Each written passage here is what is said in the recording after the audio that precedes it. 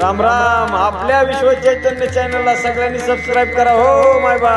प्रारंभ झाला.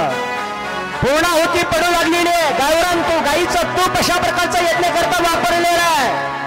अनेक ब्राह्मण मंडळी मंत्र घोष करतायत. यज्ञशाळा पवित्र झालेली आहे. प्रभूनं धनुष्याला बाण लावलेला आहे आणि यज्ञ सुरू झाला. मारीजने सुबाई पुन्हा आलेले. आकाश मार्गामध्ये येऊन पुन्हा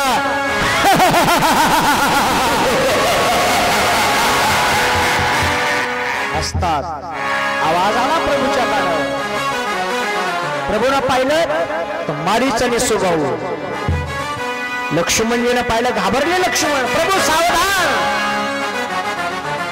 काळजी करू नको लक्ष्मणा. पाहतो माझ्या करता ते आलेले आहेत. नवे नवे मी त्यांच्या करता पृथ्वी तलावर आलोय. मावस एका कुत्र्याचा हाड घेतलं मात्या सुबाहून. ऐका दत्ता महाराज, कुत्र्याचा हाड घेतलं आणि वरून असं त्याने फिरवलं आणि वरून टाकलं. त्या यज्ञशाळेमध्ये पडणार. प्रभूनं वरती झेललं. यज्ञशाळा यज्ञकुंड चालू आहे.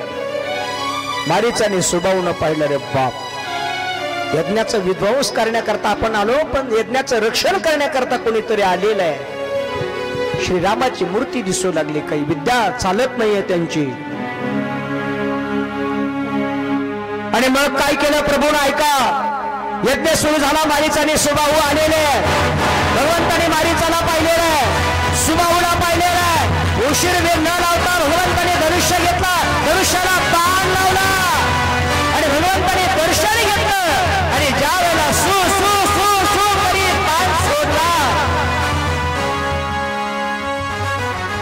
त्या सुबाहूला बाण लागला आणि सुबाहू प्राण.